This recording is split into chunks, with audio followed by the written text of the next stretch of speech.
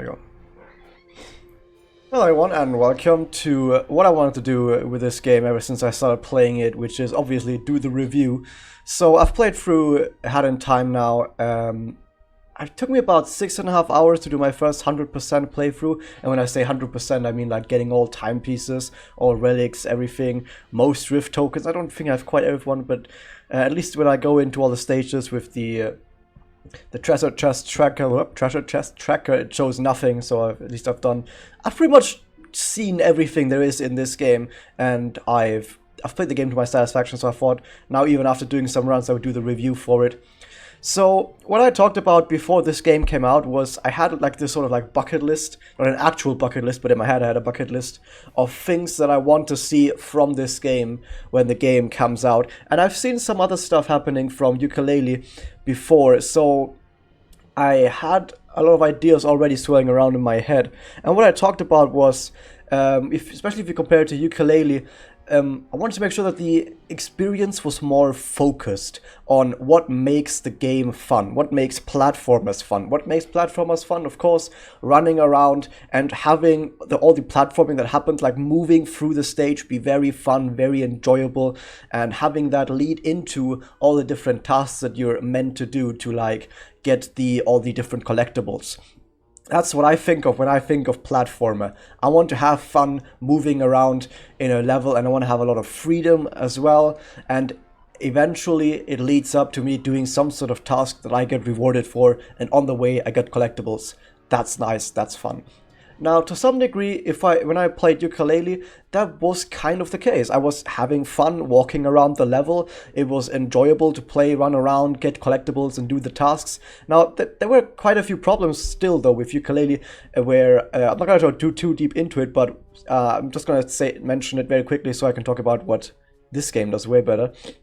For one, the bosses. A lot of the bosses, they are very one-dimensional. They don't really feel very interesting. They have like one or two moves and you use like one move to defeat them. Very simple, very basic, doesn't feel very nice. No variety pretty much within the boss fight. Some of the bosses, they don't really work too well with trying to understand what the bosses do, what you're supposed to do, how you're supposed to counter them, stuff like that. So that didn't quite work out. There were some mini games, some specific tasks like the Cardos stuff, the Rextra stuff that wasn't very nice. And that's usually what I would say is why Yooka-laylee didn't quite hit the mark. There were just some points to the game that felt really rough. The polish, the focus, it wasn't there. People said it was maybe a bit rushed. And then you come to Hat in Time. And what you see in Hat in Time is that all these different problems that I had with Yooka-laylee, they are not present anymore. The movement is even better, I would say, than Yooka-laylee. It's still extremely fun to just take a stage, go into it, and then just run around all over the stage, use all the different abilities that you have, chain them together one after another, and just run all over the place. It's very, very enjoyable to do that. And on top of that, didn't really see any of these really weird design kinks where it feels like it was kind of not really put there thinking about what sort of impact it would have on the enjoyment of the game. So all of the different bosses, for example, that are in this game, when you play them casually, they feel very varied, very unique. Each boss sort of does something interesting. They all have their own interesting personality, and they have maybe different phases, stuff going on, different attacks, different abilities that you also have to use to counter them. You can use different abilities if you want to, you don't have to. I really like all the variety and all these different boss fights, and also all the boss fights I think are very well balanced. There's not really a boss fight that I feel like overwhelms you or is too easy. I think like that's really well balanced in that regard. Something else about the bosses is that when you go into a speedrun later, what you will see is that they are actually really quick to do, most boss fights. Now there are some places here or there in a boss fight where you might have to wait a little bit, but for the most part, if you know what the bosses do, you can hit the bosses repeatedly on most of their attacks, and RNG is also not really that much of an issue because most bosses have similar patterns. There is some RNG, but it doesn't really matter what the RNG is because I don't know exactly how to describe it, but it follows all the different RNG patterns all follow specific patterns that make sure that you can hit the boss in a specific amount of time, and you can hit him also on multiple different attacks, so it's still really nice. You can never really get screwed over by RNG on any of the bosses, and that's really nice. Now, let me just wait a second.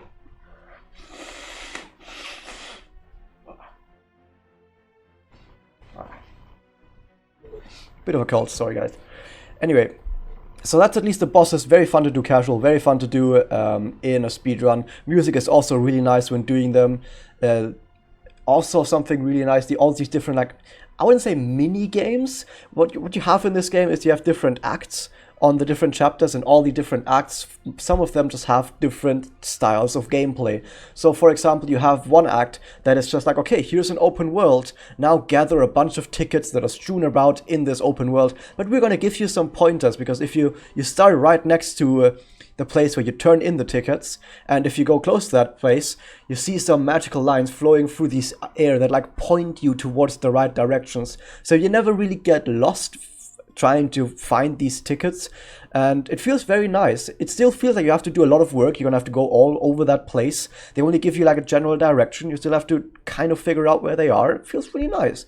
But then you have another act where, for example, that entire stage is flooded by lava, and you have to run around and find these different like valves or whatever mounted on walls, and you have to turn them. I mean, it is a bit different from the tickets. Now the stage looks a bit different. Now there's lava everywhere. Instead of collecting tickets, you have to turn valves. They're still kind of similar, but then you have another stage where suddenly it's a sort of like a survival horror, where you have to like run away from a monster, and you have to like hide under objects for the monster to pass while trying to find the correct key and try and solve mini puzzles to like get ahead. Like, that's very different gameplay. You could call that like a mini game from other games, but it's like actual part of the gameplay. It's part of an act that you play within the game. And then maybe you have another stage where, you get this sort of mask that allows you to make certain blocks visible so you can stand on them, and other blocks you can make invisible so you can walk through them. And then there's like a Zelda-style dungeon almost, where you have to collect keys, hit buttons, or not buttons, hit horns or whatever. It's pretty much buttons. And you sort of like have to make your way for like a Zelda-style dungeon like that, and it feels very different as well. But the gameplay is still the same. You still have the same abilities, you still move around the same way, just what you're doing is different. So I also really like the different tasks that you do in the game. It feels really nice to just go into a stage and do something a bit different from what you did last time. Everything you do is a little bit different than the last thing, even though it's mostly similar. You're never really getting out of your comfort zone for too much. If you're very comfortable controlling HATKit, you're gonna have a blast with the entire game. You're not gonna get thrown off ever. Like, that's a really nice thing. Apart from the scooter, but again, you can play the scooter with mouse and keyboard in that one mail delivery section, whatever. So I really like the movement, I like the tasks, I like the levels. Now the levels, I'm gonna go into this a little bit deeper later when I go through every single level of the game and I do some level analysis, but I can say that overall, the levels are really nice. I wouldn't say that they're perfect or that they're super great. There are some problems here and there. I'm not going to say they're completely great. We're going to see those problems later. But for the most part, they were really enjoyable, really nice to play through. It was really nice to just get into a level, see what's around you, and then just run around and try and figure out where stuff is. But you never really felt that lost, apart from Mafia Town maybe the first time. So once again, it does its job. It does exactly what the level design is supposed to do. You go in and you feel like you want to explore. You feel like you want to, like, just run around. That's what it sounds so simple to say, hi, I just wanted to run around and that was fun. But that's what a platformer is supposed to be. And you would be surprised if you look at all these different platformers, all these maybe different indie platformers maybe as well, and you would see how many of these get these wrong. I was also, if I get away from yooka-laylee, I was also playing Freeze Me. Freeze Me also had this problem where it wasn't really fun running around. It just wasn't. The stages were really obtuse and weird, and I was like, yeah, it doesn't really feel fun running around. The movement physics were really off. Jumping on platforms was like, it just felt really bad to play. And you also had Poi. Poi, in my opinion, is a good game. It was a really good game, and it also feels. Sorry. It also feels fun to run around in that game. And it also does some of the level design pretty alright. It does it pretty nicely compared to, like, for example, Freeze Me or Yooka-laylee. Yooka-laylee did have some great stages, but it also had Moody Maze Marsh, a level where throughout the entire experience you have no idea where you are going, and what's actually going on.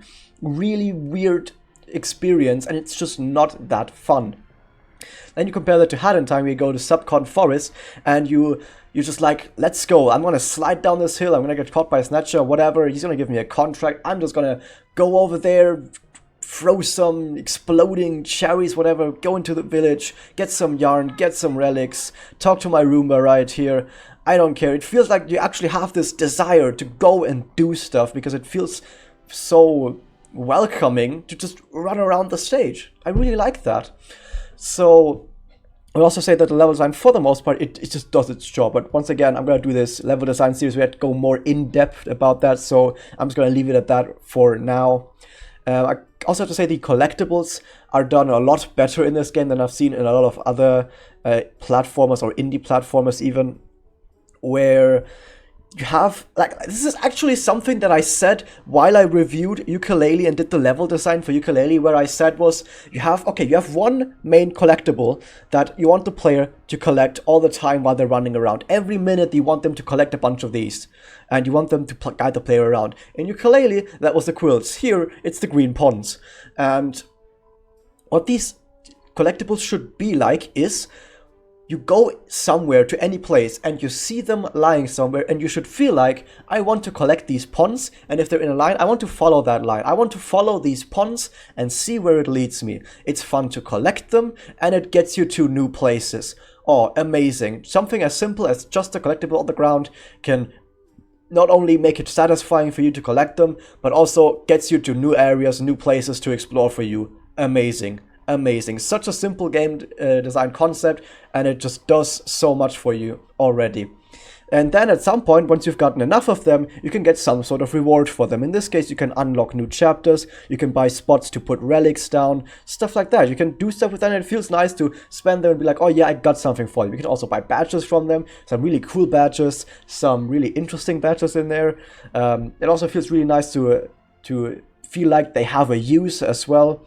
They should have a good use, because if they have a nice use, a good use that is satisfying to accomplish, then it's even more satisfying when you collect them. Because if they had no use, then you wouldn't feel like you needed to collect them, and it wouldn't be fun. And this is something that I didn't actually see that much done this well in other games, interestingly enough.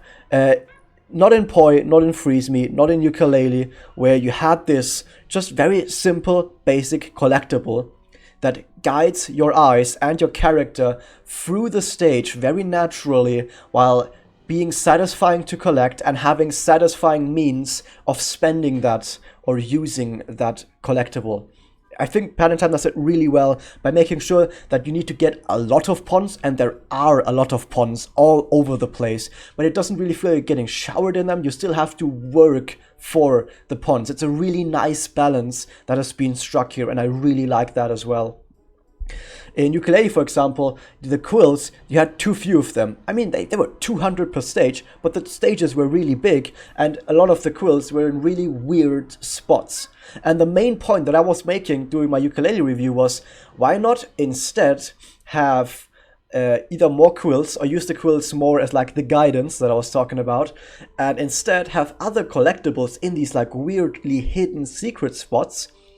And these weirdly hidden secret spots then have some other like bonus, extra, special, secret collectibles that is different from the main collectible, and that feels like you found something special, like you found something secret, and then you can do something special with those as well. That's what I was missing with Yooka-laylee, because that thing just didn't exist. I mean, yeah, you had the pirate treasure, but that does nothing. It doesn't even show up in your total screen. It does absolutely nothing. It feels cool finding them, but once you realize that they're pointless, it doesn't actually feel that interesting anymore. And there were only like 5 of them in the entire game. How pointless.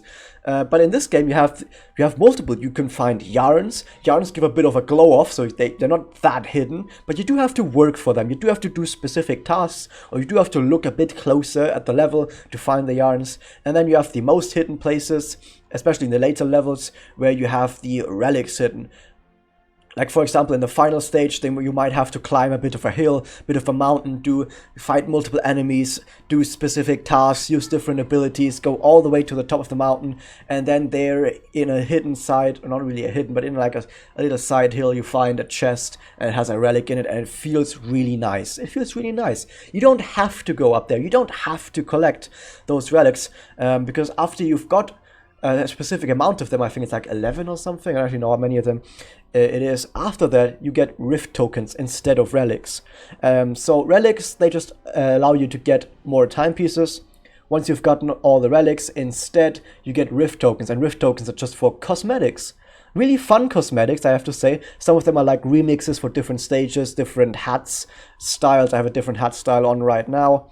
Or I think you can also get different colors for it. I also have a different color on right now. That's not my usual hat kit style. And that's really cool as well. You just get cosmetic, secret bonus stuff, really enjoyable. And until you've gotten to those rift tokens, you get the relics. And the relics help you get more timepieces, which is really satisfying when you find a relic and you're like, oh cool, I can put this relic down in my hub world, where you can see one right there. I have the amazing burger cushion right here that has even some cool stuff right here to it, where a hat kit does some bounces on it. Really enjoyable, really nice stuff right there. Got a timepiece for that afterwards as well. So that's really cool as well. I mean, I keep saying the same words, so it's like really cool, or I like this, but I mean, it's all in that vein pretty much. So at least that's what I think about how the collectibles are done well. There's a good mixture of having the base collectible guides you around, satisfying to collect, cool stuff to do with it. We have the secret bonus areas, or yeah, you have the secret bonus area with like the relics hidden in them that you have to like look out for a bit for, and you can get some help looking for them as well. And you don't have to collect all of them. It feels nice collecting some of them for timepieces. Afterwards you get cosmetics, and then you also have the yarns, which you need to maybe do some tasks for. You need to maybe look a bit closer. Really nice, really well done, really good balance of how all the different collectibles are supposed to work. Really well done. Something that I didn't see at all in these other games that I mentioned. Or at least not this well. So what else do we have game design wise? I really like the way the movement works with everything else in the game. You just have you have these like basic moves. You can jump, double jump, you can dive, and then depending on the hat you have one different special ability. With the hat that I have on right now, and that I have on like 99% of time, you just run. And that's pretty much it. If you run, you can do a running jump, which doesn't have a double jump, but it's still pretty nice. Unless you do this right here, which is, what is it? A running sprint jump? That's a bug, or a glitch rather, but it's cool, it's for speedrunning. Anyway, so even though you only have like these few abilities, and okay, you can roll out from one of these dives as well. Then you can, if you hit the ground, you see, I keep talking about it because even though the actual abilities are fairly simple, like jump, double jump, and then a dive, it chains together with each other to create either new moves or it chains into each other just very organically. And if, for example, I'm going to do a wall, I'm going to just go up this wall right here, and I'm going to be like, okay, I can dive right up to it, do a jump, and then whoop, right up there. So that's what's really cool. What did I do? I did a rolled out when I hit the ground to get the special dive from it. Then when I was up to it, running jump up to it, and then I grabbed the edge. Very simple.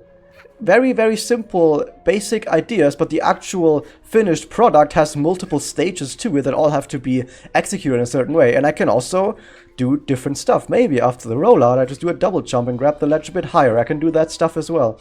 Maybe instead I do a single jump onto it and then go off and do another double jump and then a dive. Maybe I go on this burger, have a little fun moment, and then go over here. Okay, though the burger is weird.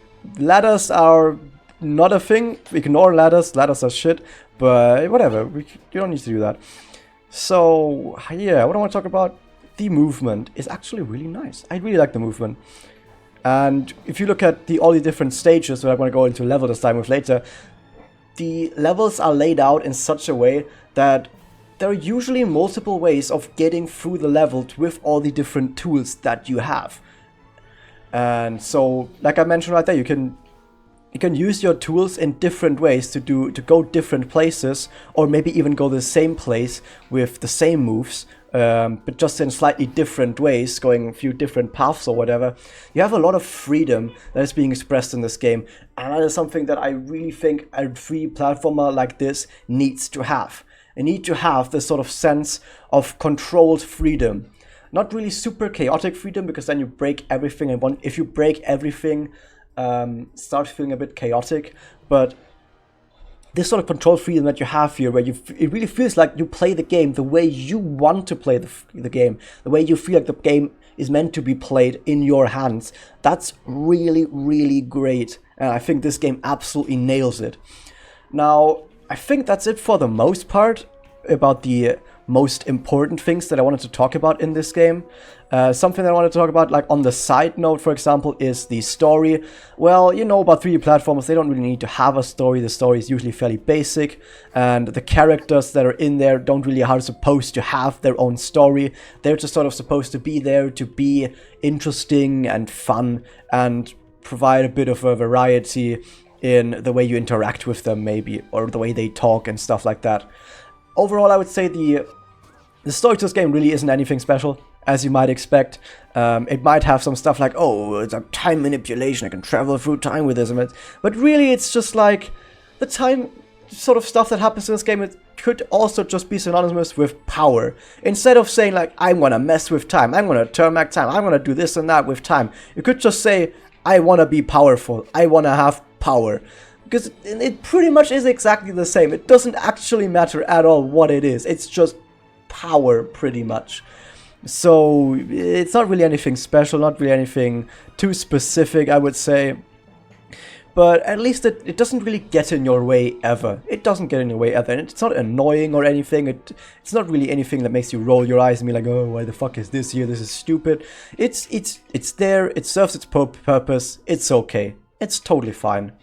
The characters in the game, I really like the characters in the game, actually. The characters all are very different from each other, they're very unique. The voice acting is really nice. It does actually have full voice acting, but you can actually put on a badge that turns it into the, I think at least that's the thing, where it turns characters talking into this like weird mumbly. I don't have any character to talk to on my ship right now.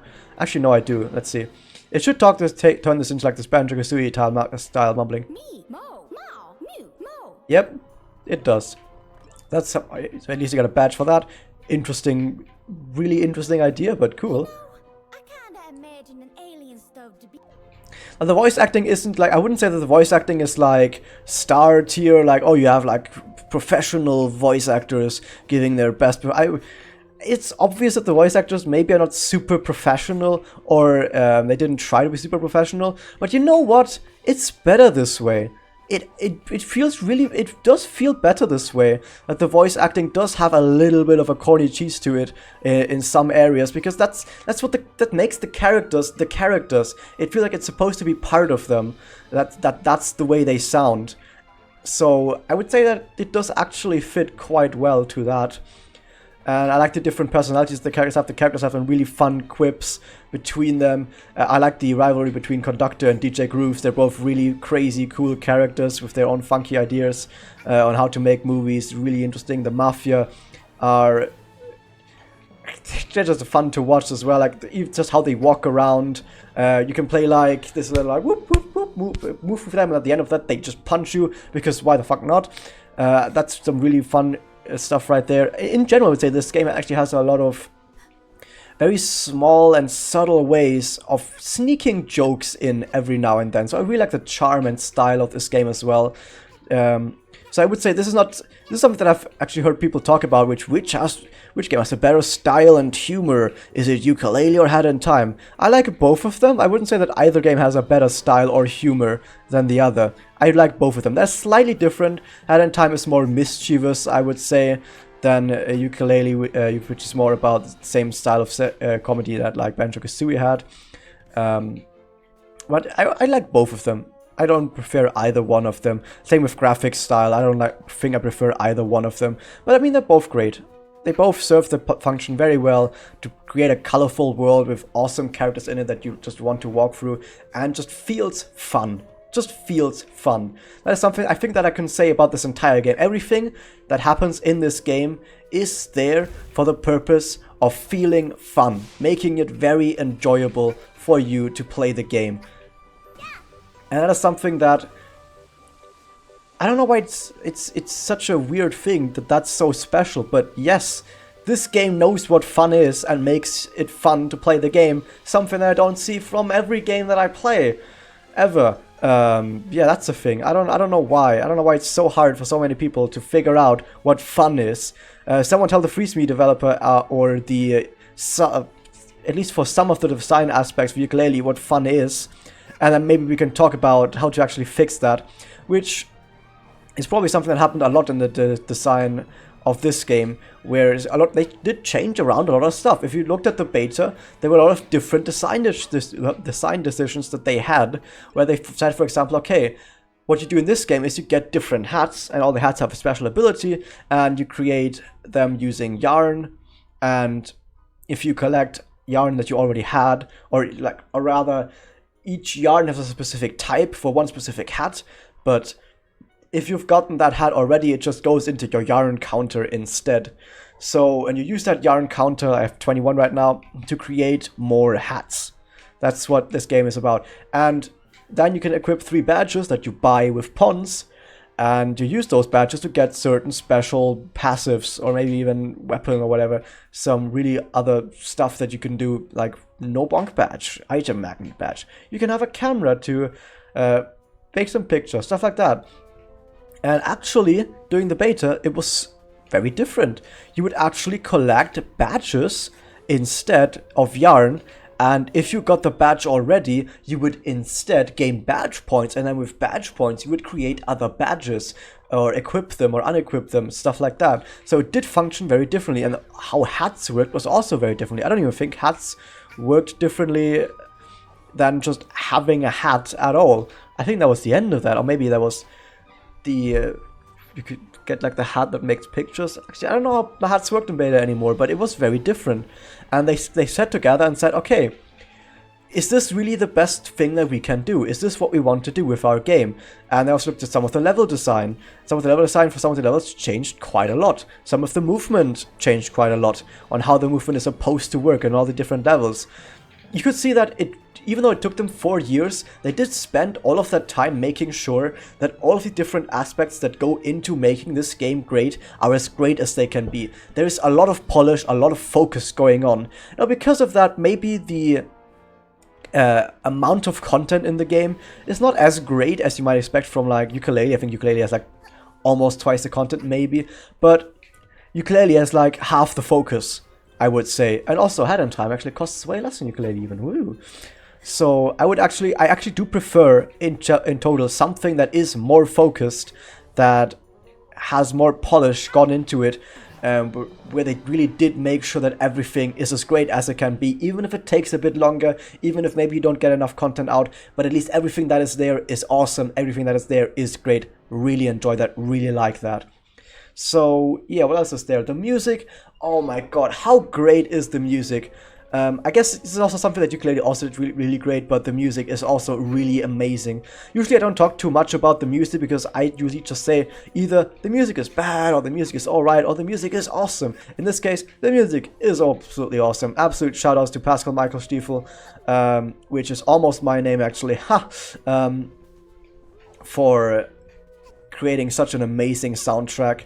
It also is very varied. You have like this horror soundtrack in Vanessa's Mansion, you have the like weird techno ravey style or whatever it is style of music, or heavy guitars that you have in, what is it, the Snatcher soundtrack for that fight, and then you just have the really relaxed tunes of Mafia Town, and then you have the crazy what do you even call it, whatever it is that plays in Train Rush. What an amazing soundtrack, I have to say, about this game. Absolutely amazing, really well done, always fits the situations, and it also does that thing where if you're in a different situation, the soundtrack changes a tiny bit. Like if you jump into water, I think it changes a little bit. Go into different spots of the stage, depending on where you are, it changes a little bit. So just shout out to that again, really well done. What else is there? I think I talked mostly about everything. What I wanted to talk about is why I wouldn't give this, if I were to rate this out of 100 points, I would rate this like a 95 or a 96. The few missing points that I have is everything that I haven't talked about right now, which is, well, everyone who's played the game and looked a bit tougher at some of the hitboxes will have figured out that, or even as speedrunners, you will know that there are sometimes places where things with hitboxes and movement and everything, how all the movement works together with weird hitboxes, just doesn't work quite well. You can see Hatkit spazzing out a little bit sometimes. Like right there, I can kind of demonstrate it a little bit where you're like, whoop, whoops, just spazzing out a little bit. I don't know what's going on. There's just some places where the hitboxes just don't really match up. Some weird stuff, like I slide off this very awkwardly. I mean, it's stuff like that where you're like, okay, if you jump towards weird hitboxes, weird angles, wedge yourself on moving blocks, you could be like, well, I guess in that case it's understandable that it messes up a little bit, especially since Hatkit, as you might notice, wants to wall run a lot. If she wall runs on a really weird geometry, stuff can go really awkwardly. You can get stuck on moving blocks, which happens in some of the time rifts. Now, while it is understandable that stuff like that exists, doesn't mean that I'm gonna overlook it, because there are some places, especially, I think everyone remembers, the Owl Express rift, where stuff just doesn't work. Maybe I can demonstrate it, maybe I can't right now, because I don't know how well I can do it right now. Oh, let me switch to mouse and keyboard for this first section because it's speedrun. But sometimes there are some places where it's really obvious, especially this Owl Rift right here, Owl Express Rift, where stuff can screw up really easily, and especially if you're in a speedrun, that can be very annoying. Granted, it doesn't happen that often. I don't actually have it in here right now, amazing. Granted, it doesn't happen that often, it happens very rarely. I'm gonna give it that, it happens rarely, but whenever it happens and it screws you over, it can be a little bit frustrating, especially if you're on a run. Like I once had a really good run that died because Owl Express Rift did some really weird stuff. I can just go into it from here. For example, right at the start here, this walking up here sometimes doesn't work. I don't know, let's see if I can get it. It always works right now, of course, but sometimes walking up there doesn't work, it just doesn't grab onto the ledge. I don't know why. This jump sometimes doesn't work. You can see how close that jump was. You can see how close that jump was. Sometimes that jump just doesn't work. I don't know why. I do exactly the same thing every time I do this jump and then that, and then sometimes it doesn't work. I don't know why. It doesn't make any sense. And do you see there? She didn't grab on. I don't know why she didn't grab on. It doesn't, I don't know. Now she grabbed on. Woo! Do it over here. Let's try this again. Oh, whoops. That was me. I didn't actually look at where I jumped. Oh, she did it. Nice. So I don't know why. It's mostly this rift, actually. It's mostly this rift. Oh, this time I did it nice. Sometimes I do the jump very easily. Right there it was close twice, missed once. Sometimes I get it very easily. Different stuff happens. These places over there that I'm gonna show in just a second. Whoops, what am I doing? These spinning blocks sometimes can really get you stuck. Let's see if I can demonstrate it. It's working right now. But sometimes you can get stuck on these edges while they spin. That's really weird. I'm always really scared running across these because sometimes I could just get stuck. Oh yeah, whoops! You can see it, there was a little bit of it right there. But I got free again, I freed myself. But sometimes you actually do get stuck and that's really, really annoying. These gears, sometimes these gears get stuck if you stand on weird spots next to them. I don't know. Like I said, you don't encounter this very often, and even trying to show it off, it doesn't happen that often. Oh, right there, like, stuff, camera switches. I once had this entire gear stop completely, and then I jumped, and the entire gear just went whoop, instantly, did like an entire turn, because I somehow got it stuck, and then released it afterwards somehow. Yeah, I don't know how.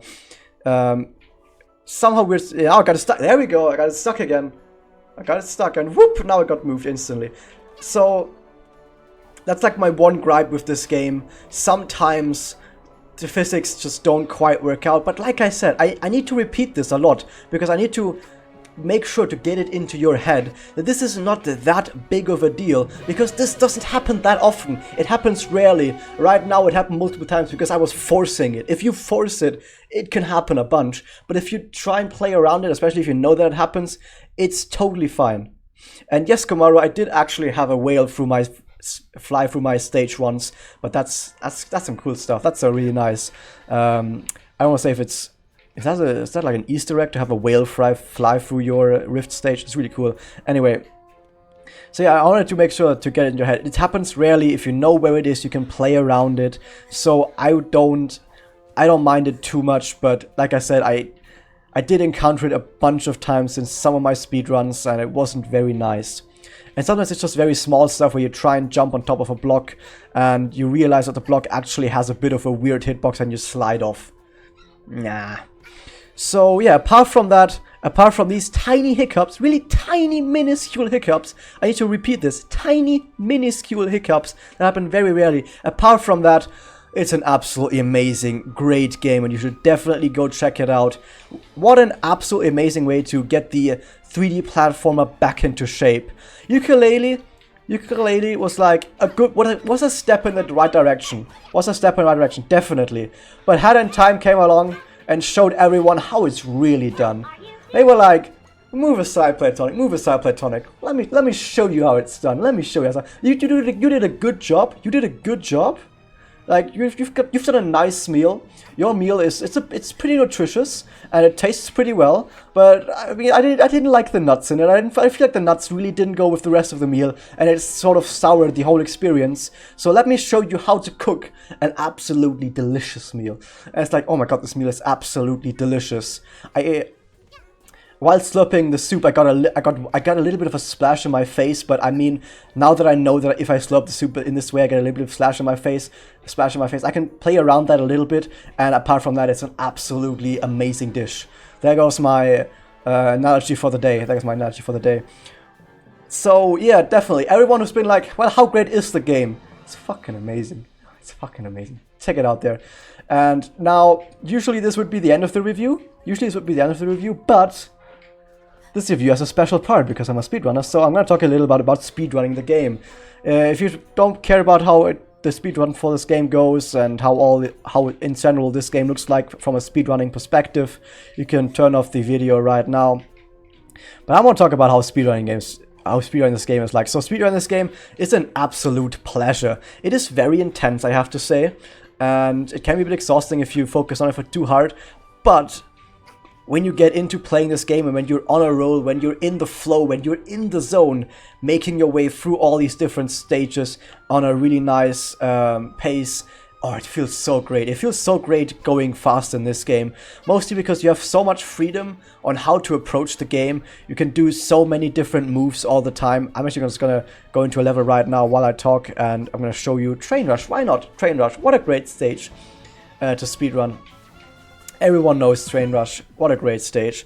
So, most of the stages, I would say, in this game have speedrunning in mind. Not all of them. Parade. Why the fuck is Parade in this game? Anyway, most of the stages in this game have speedrunning in mind and kind of encourage you to speedrun, especially this stage. This is like the please speedrun stage of this game, where you have to use all your moves at your disposal to make it through the stage as fast as possible. And the cool part is, you can make it through the stage just how you want to. How you go through the stage, it's perfectly up to you. Like, of course, you have to do the same tasks, you have to move through the same parts of the stage each time. Like, this car, then that train car, this train car, then that train car. Or we get these buttons in there, stuff like that. But how you use all these different moves, how you chain them together, what sort of route you take, what sort of strategy you use, that's all up to you. And that's really cool as well. And when you go and do it fast, especially because you can do all of that without looking up a strategy. You don't need to have a strategy for this. You can just go in and be like, oh, I know how to move around the stage. Let me just go and do it fast. That's how easy it is to speedrun this game. You can just be like, oh, I know how to move in this game. Let me do it fast. Let me do it quicker this time. And that's also a really nice thing, that the barrier of entry for just going fast is pretty low. You just need to know how to play the game and then just put in the effort, concentrate, focus, and just do it. It's really cool, really nice, and it feels really cool to go fast as well. Now, what also is fun is that there is an in-game timer, as you can see at the very top, which tracks how long you've been on the entire game, and it also has a stage timer on the top right showing how long you were in the stage. And so most people don't even use splits because they just remember, oh, 155. Usually when I have a good time here, I get like a 139. Do you think endgame fell short? I will talk about that in a second, but I didn't talk about that in my actual review because I'm in the speedrun part, but I think the end was alright. I don't think the end was too short. I think in total the game was maybe a bit too short, but I talked about that earlier, saying the content is a bit low.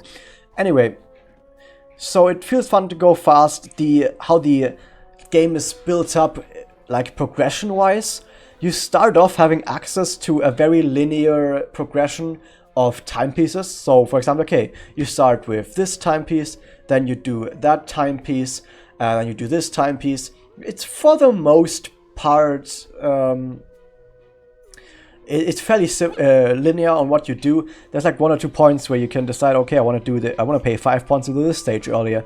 But for the most part, it's linear. But the cool part is, it opens up very quickly after that. After that, when you get like 4 or 5 timepieces, you can do multiple things. You can go to chapter 2. You can do a relic. You can go to the relic guy, get 50 points, pay that guy, do a relic, and then do a time rift for the relic. You can complete all of Mafia. You can even do cheating the race without having either the scooter or the time slow hat for cheating the race. You can do that without that if you want to in a speedrun. You can say, okay, now for this stage, let's go to chapter 2. Oh, chapter 2 requires hookshot at some places, not everywhere. You can do most of it still. You can say, okay, let me do chapter 3 first. Oh, amazing. I can do chapter 3 in any order I like, apart from like the first one chapter. Like, how cool is that? You have so much freedom in routing as well. And the amazing part is that for the most part, you can actually mix and match a little bit to your own liking. Like, when I got the world record for like a 58-56, other people were using way different routes than me at the start of the game. People were getting different yarn in the stages. People were playing the stages in a different order. Maybe some were talking to Mustache Girl, some weren't talking to Mustache Girl. There was like different stuff going on. But I actually checked at the times, and they were, for the most part, to some degree, fairly similar. Like, it didn't make that much of a difference. Like, surely there was a difference. Some strategies just are faster. But for the most part, most of the strategies were fairly similar. So there's a lot of freedom in how you tackle the game. And I think in general, to bring it to a point, you can just really just play through the game once and then be like, I want to go fast, and then just go fast and have a blast doing that. You don't need to have a guide. I mean, sure, if you want to go world record, top 10, whatever, maybe you should look at the route at least. But if you want to just have fun going fast, which is what speedrunning should be about, having fun going fast, you can just do that all the time. Just go in, just go a bit fast. Nice. Feels awesome. Feels awesome. All the cutscenes can be auto-skipped. There's an option that automatically skips every skippable cutscene for you. You can press both the A and B button at the same time, like this. You just need to do it like this. And it mashes text super fast.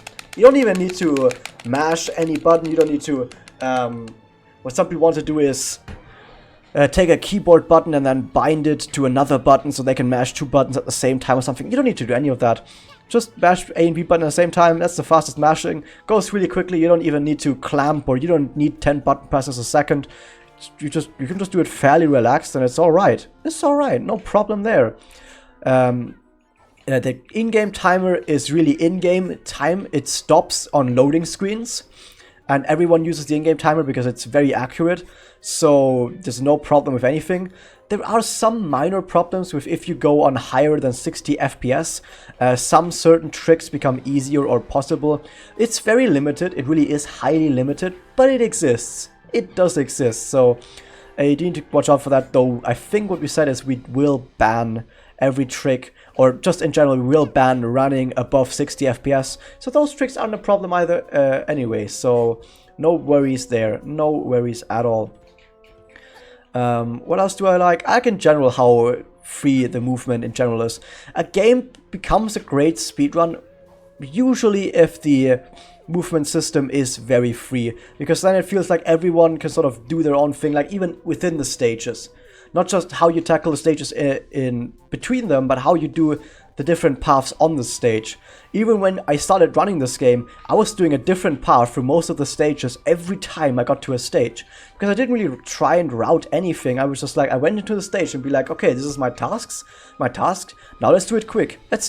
Yay. Really cool as well. So competition is also really cool so far. Some really cool people. The community is very nice. Keep finding stuff.